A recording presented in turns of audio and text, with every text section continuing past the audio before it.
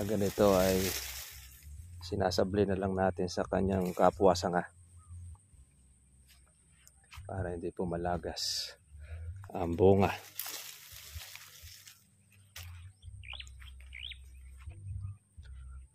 Kailangan natin ng gulok.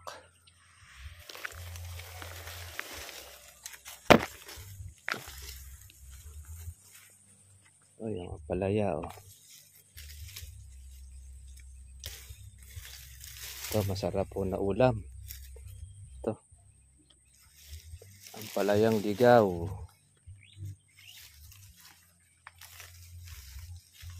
Masustansya.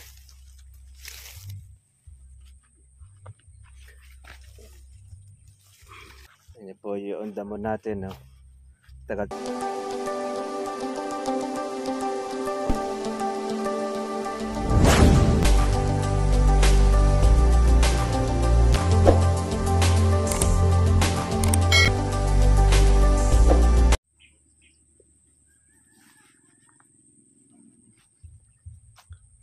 Ay, good morning po sa inyo mga katribya at welcome po sa aking YouTube channel.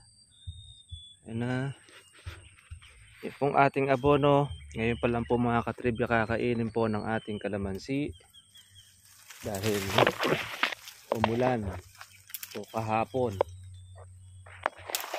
Tanggal natin po ang sangang tuyo. Para doon sa ating kalamansi na mayroong fungus. Ayan, dami po mga katribya po mga maliliit.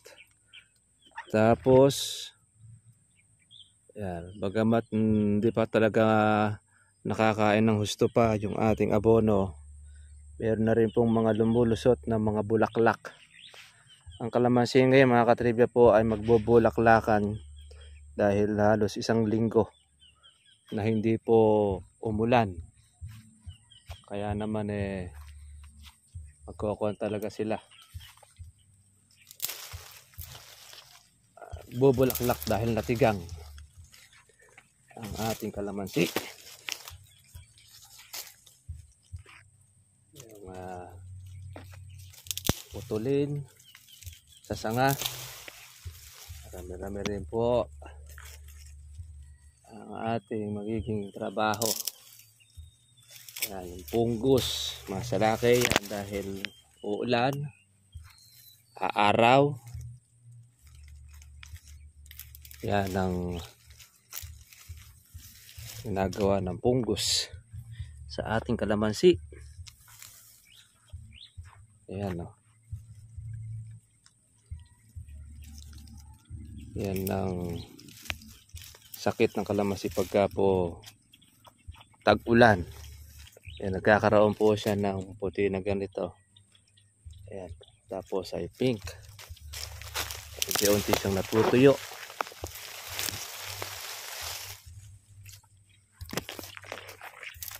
Pag ni-spray natin ito mga katribya ng anti-fungus, hindi naman po siya papansinin. Nasubukan na natin ng mga gamot na ginagamit sa anti-fungus. Gumagastos ka lang pero ganoon din. Marami rin po ang tinatamaan. Kaya ang mga pinaka-the best na ginagawa natin ay ang putol. Tapon sa malayo. Kadami pong mga bukong mga maliliit. Pang October yung ating pansunod. Meron rin tayo mga gaholin pang kabilang buwan, September. Yan, napaka mura kalamansi. Yun ang kabagsakan ng kalamansi natin, ang buwan ng September. Ano, meron tayong hinog. Meron pa tayong pulutin o yung mahahalaw na bunga.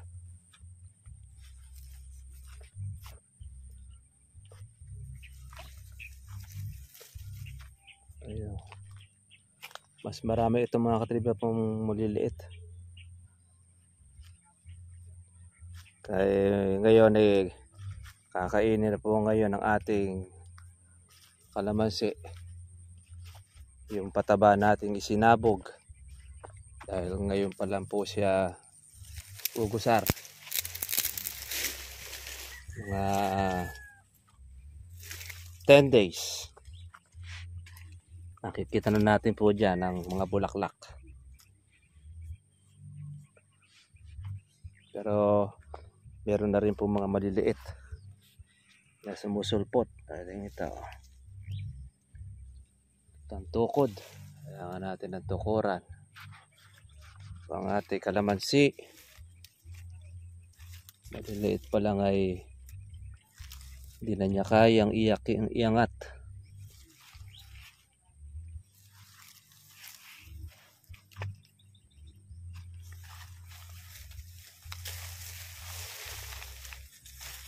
Ganito ay sinasabli na lang natin sa kanyang kapwa sanga para hindi po malagas ang bunga.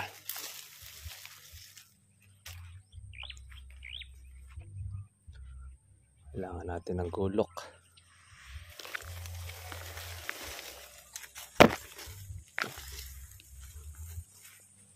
Yung palaya Ito masarap po na ulam. Ito. Ang palayang ligaw.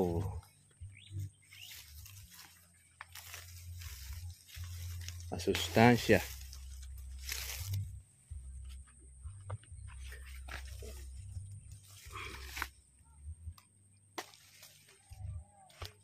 Masustansyang gulay.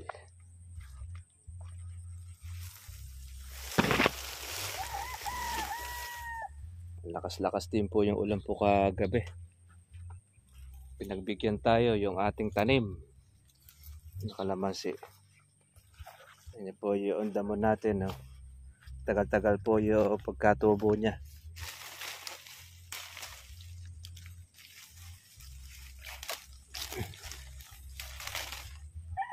Pero pagkaulan na yan, unti na pong lalaki yung mga maliliit na binhi.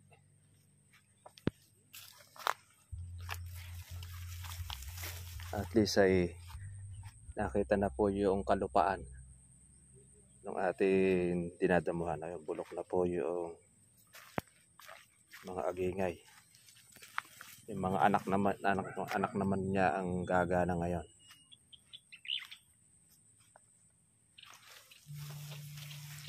Good morning po sa inyo mga katribyat. Kamusta na po kayong lahat? Meron pong low pressure. Babanta na naman po uli na maging bagyo. Pero umulan at umaraw, tayo makakalimot ang pagtawag sa taas.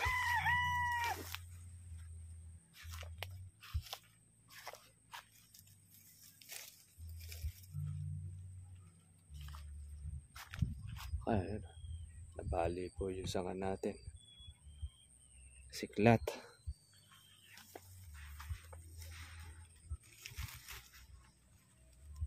O tayo ng pangsawsawan. Kalamansi juice.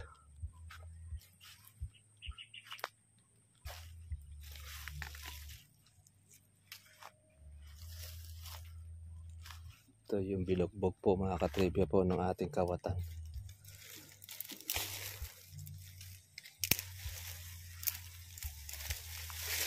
Ngayong maliliit ay sa atin pa ang puno, ang bunga.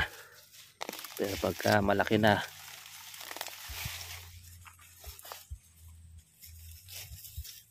ang kalamansi, kay lupin na napupunta.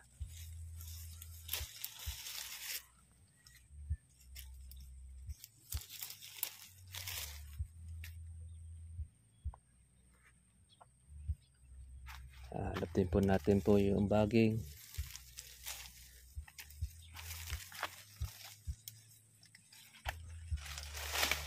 saging ng kalamansi natin. Habang maliit ay atin na po siyang bunutin.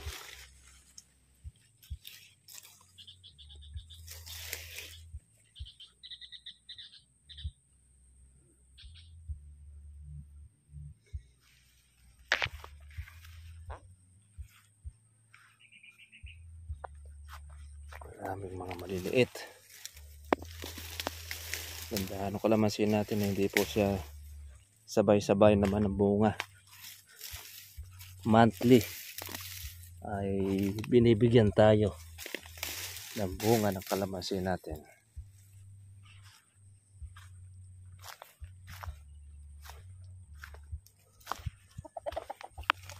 May manok pa.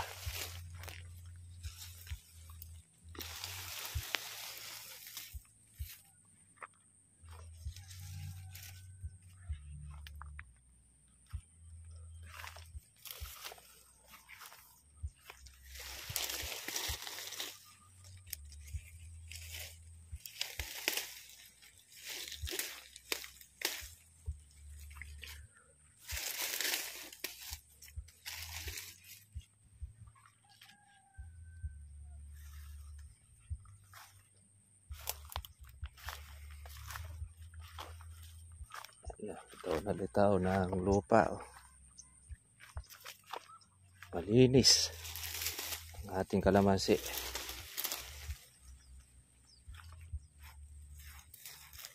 Ito masarap po na sausawan sa ating kalamansi juice. Ngayon pagka pumitas ka ng kalamansi ay kasama ng paliligo mga katripya.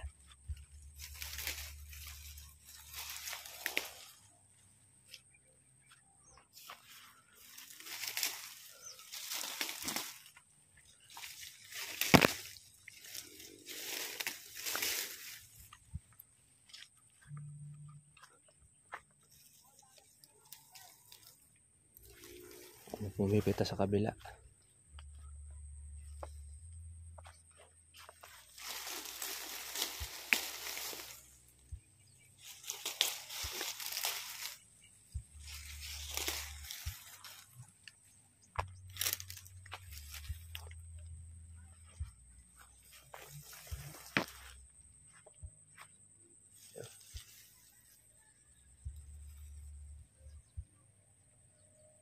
Meron tayong mga maliliit na bunga.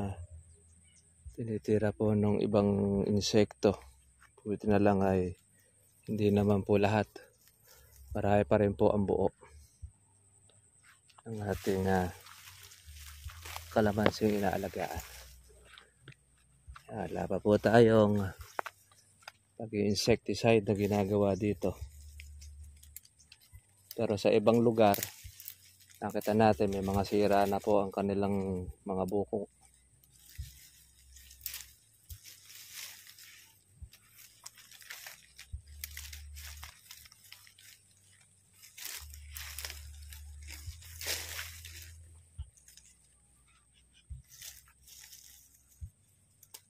At tutuyo ang sanga.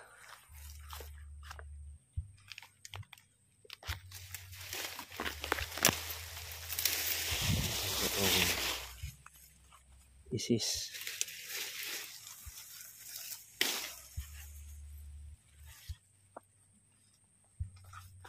Ito, pamputol.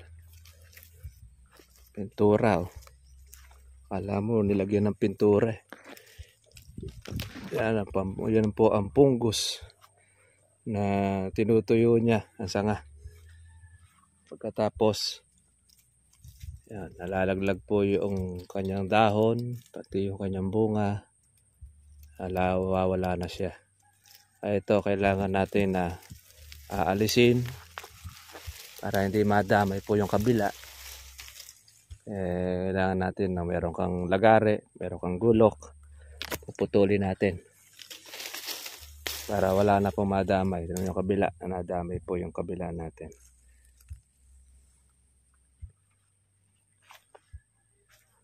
Kaya hindi tayo mawawalan po mga katribya po ng trabaho sa ating inaalagaan. Katapos natin ang pagpitas ng kalamansi, herbicide. Atas ng herbicide, yun pong mga baging tatanggalin. Ang nalibre lang natin ay ang pag-i-insecticide. Ayan, no. May sira na po yung iba nating mga bunga kahit po na nag-uulan. Pero hindi naman po marami.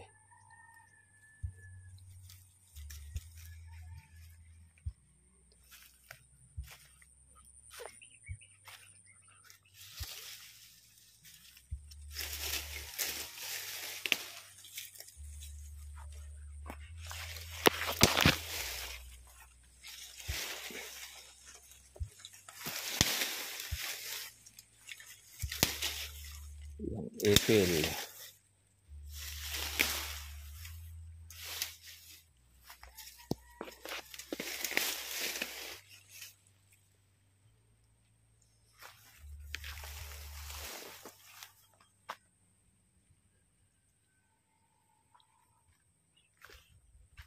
Itong saging na ito, pagmura sa iyo. Pero pagka magulang na, o kahit na nga hindi na nga gumugulang, hindi na sa iyo. Sa kawatan na.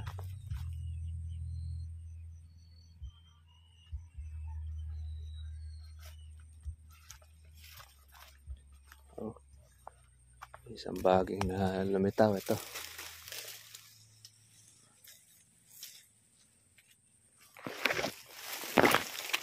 Ito yung kanyang pinakapuno.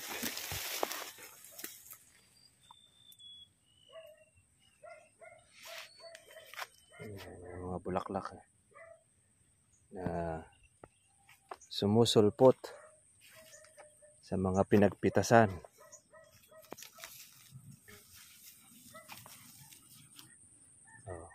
Tibay po ng talilong. Buhay na sila uli.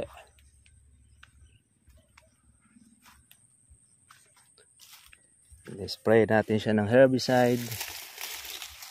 Nalanta. Tapos ngayon ay nagsusupang uli. Palibhasa kasi ay basa ang kanyang katawan.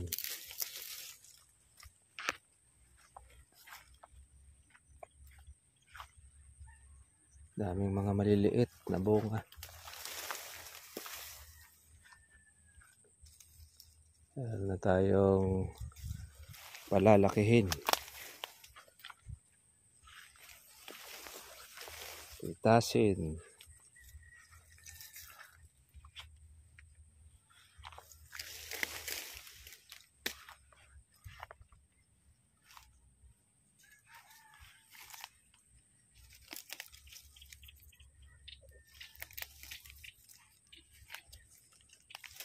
Laging kailangan natin alisin.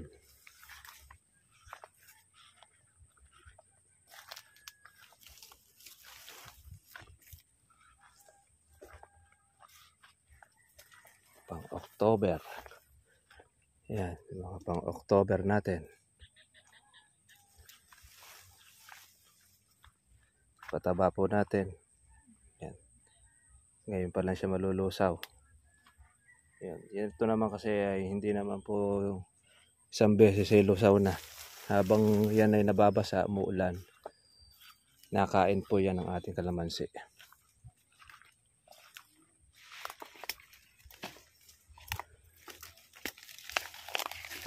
Laki ng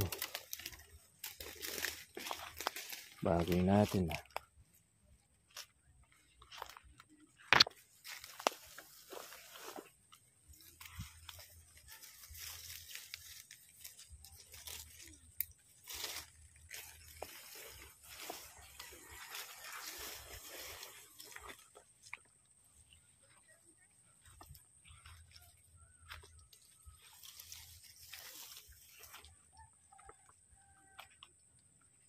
Meron pa tayo rito mahahalaw pa.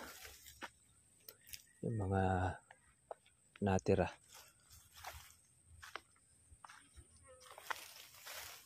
natirang bunga.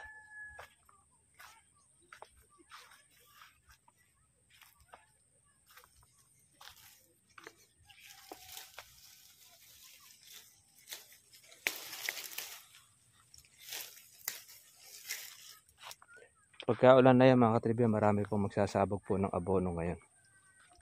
Dahil yun ang hinihintay po ng ating mga ka-farmers. Ang umulan. Ang halos sa 8 araw o may 1 linggo na umaraw. Kaya nung tayo naman ay magsabog, yun, natsyempohan naman na hindi po umulan.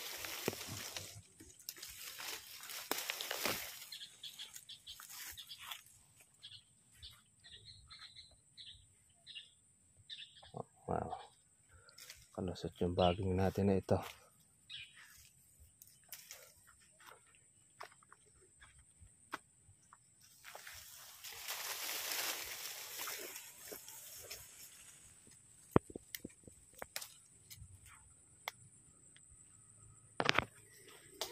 Konti ang hinog na agad. Kalamansi.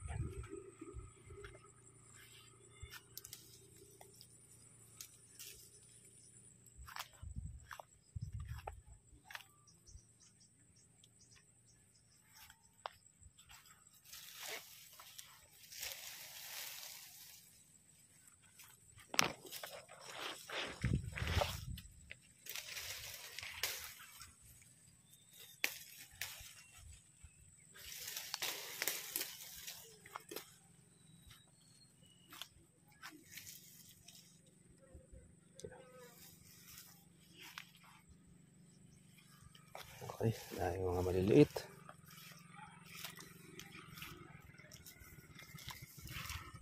Sige mga katribya, kita na po tayo po bukas. Para susunod po natin po vlog. At medyo muna tayo. Sa isang lugar muna tayo po maghahawan, maglilinis ng ating kalamansi. At least tapos na po natin po yung ating pong pagtatanim. So, monitor lang po muna na tayo sa ating kalamansi at nakapagsabog naman na tayo ng ating abono. Tilang natin po humaba ang damo, tsaka natin siya uli i-herbicide. Okay mga trivia, God bless sa inyo lahat. Bye bye.